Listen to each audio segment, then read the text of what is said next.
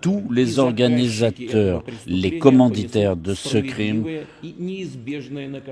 subiront la punition qu'ils méritent, quels qu'ils soient.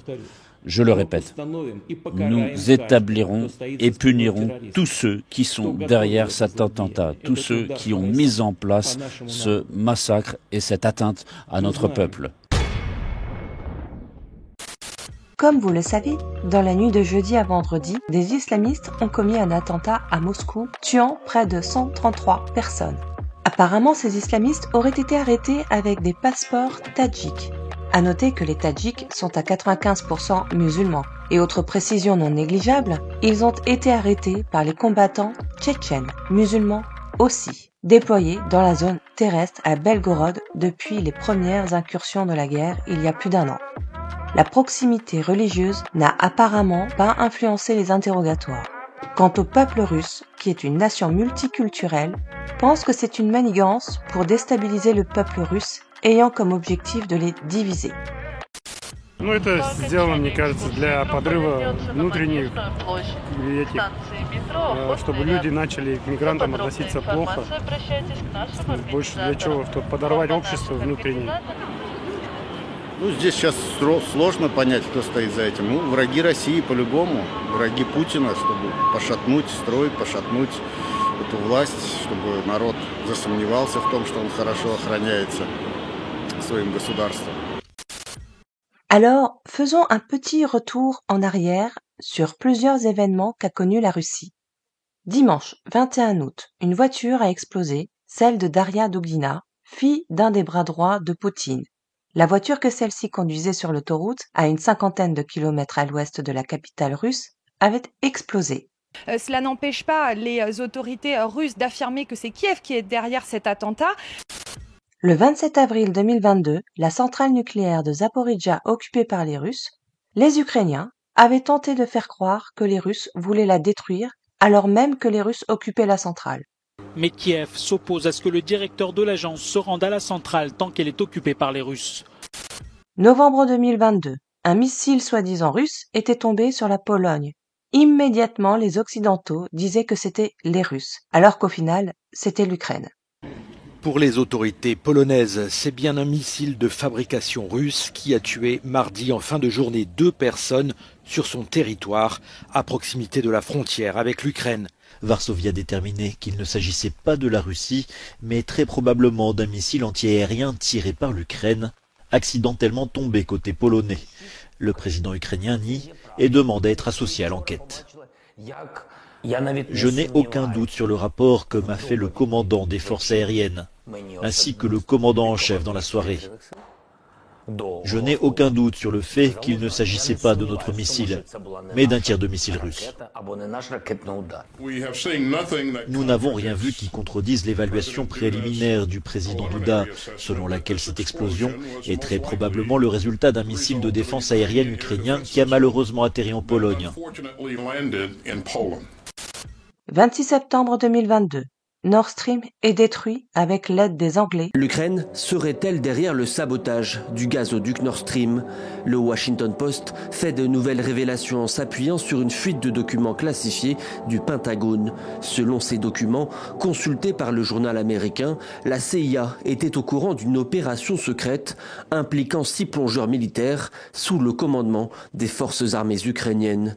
C'est un pays européen, quelques mois avant le sabotage, qui aurait transmis ces informations à la CIA. L'agence américaine n'a pas publiquement réagi. Officiellement, les États-Unis et leurs alliés rejettent toute implication. Je n'ai vraiment rien à ajouter aux allégations absurdes du président Poutine, selon lesquelles nous ou d'autres partenaires ou alliés serions d'une façon ou d'une autre responsables de cela. Déjà il y a quelques mois, le New York Times, par l'intermédiaire de sources officielles, suggérait que le sabotage pourrait avoir été mené par un groupe pro-ukrainien. Les Ukrainiens, de leur côté, ont toujours nié toute responsabilité. Juste après le sabotage, l'Ukraine a accusé Moscou, qui de son côté a mis en cause le Royaume-Uni. Aujourd'hui, nous apprenons que les prétendus islamistes ont été payés pour commettre ces horreurs sur le sol moscovitch. Ils auraient fait tout ça pour une voiture et 1 million d'euros. Полмиллиона чего? $500 000 рублей.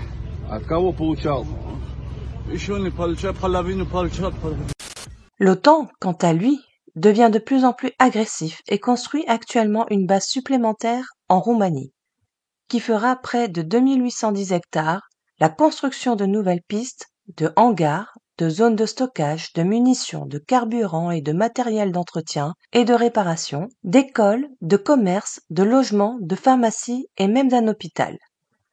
Lorsque la base sera achevée, elle serait 20% plus grande que celle de Ramstein en Allemagne, qui est actuellement la plus grande base de l'OTAN en Europe.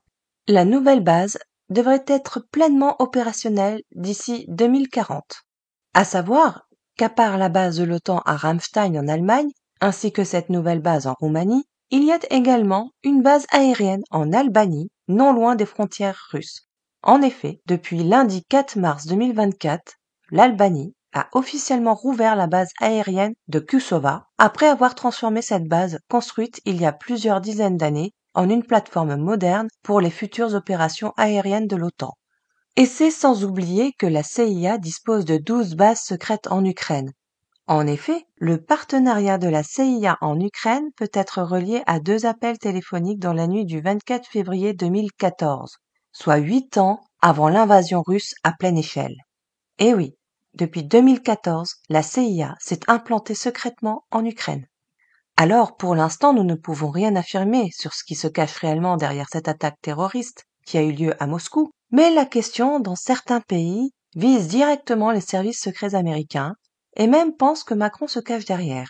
Tenant compte de ce qui se passait, tenant compte des antécédents qui sont très nombreux, nous sommes en mesure de désigner les coupables.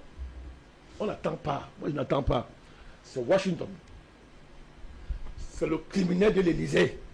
Non, c'est... Oh. Le gars qu'on a arrêté, parmi un des terroristes arrêtés hier, a été filmé le 7 mars 2024 dans le Cross City Hall. 7 mars. Filmé. Voici les images. Hein. Voici les images. Le Cross City Hall, évidemment, c'est là où l'attentat a eu lieu. L'attentat a eu lieu le 22, c'est-à-dire 3 2024. Le terroriste dit être venu inspecter les lieux où l'éventuelle victoire de Poutine avait été planifiée d'être organisée. Et quand on fait des liens, le 7, c'est-à-dire le jour où ce criminel est venu visiter les lieux du crime, c'est le même jour que les consulats français, britanniques et USA ont commencé à faire des publications pour dire avec à leurs ressortissants de les passer promener dans les endroits de rassemblement, de grands rassemblements. Ça c'est le hasard. Ça c'est le hasard. Voilà une véritable coordination. Mais vous avez tout compris, monsieur. C'est pas le hasard. C'est là qu'est l'os. Eh oui, étrange en effet que le 8 mars, les ambassades françaises et britanniques ont indiqué aux ressortissants de leur pays d'éviter les lieux de rassemblement en Russie. Personnellement, je préfère ne pas m'avancer sur ce qui pourrait se trouver derrière toute cette histoire, tant qu'on n'a pas plus de renseignements. Mais nous devons tout de même nous poser la question. Et franchement, ça sent mauvais. Car ce n'est pas sans rappeler ce qu'avait affirmé Donald Trump en 2016 concernant l'État islamique, qui était fondé par Obama. Et d'ailleurs, il n'était pas le seul à l'avoir affirmé. Et puis, c'est sans rappeler l'affaire Mohamed Merah, qui avait été approché par les RG, qui sont les renseignements généraux français, dans le but de travailler pour eux. En effet, le patron de la DRRI, ainsi que le brigadier chargé du suivi de Merah, avaient alerté sur son potentiel de dangerosité dans une note à la DCRI. Ils y demandaient que soit évaluée la possibilité d'ouvrir une enquête judiciaire. Au lieu de ça, c'est une diminution du degré de surveillance qui sera préconisée par la DCRI après son entrevue avec Merah. Vous avouerez que ce qui est marrant, c'est de voir nos médias mainstream parler de l'élection de Poutine, nous expliquant que les élections électroniques permettent de trafiquer les votes. Les mêmes qui, durant les élections américaines qui opposaient Biden et Trump, nous disaient que le vote électronique était sûr lors des élections de Biden, et que c'était complotiste de dire le contraire. Ils ont ensuite voulu expliquer que Poutine a été élu à contre-cœur par ses citoyens. Mais pourquoi ne nous parle-t-il pas de Zelensky ? Car oui, cela fait depuis novembre 2023 que les élections en Ukraine aurait dû avoir lieu, mais finalement a décidé de repousser encore les élections sous prétexte de guerre, invoquant la loi martiale. Il a également éradiqué 11 partis russophones du pays ukrainien.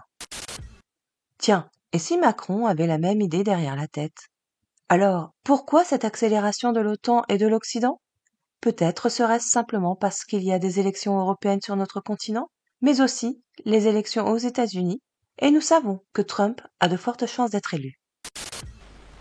Quel est ce peuple souverain qui n'a pas été en mesure de se rendre compte qu'il est dirigé par 2 hommes masqués à l'Élysée? Un violeur et sa victime. Vous comprenez pourquoi il y a l'usine de bébés en Ukraine. Vous comprenez pourquoi? L'usine de fabrique de bébés en Ukraine.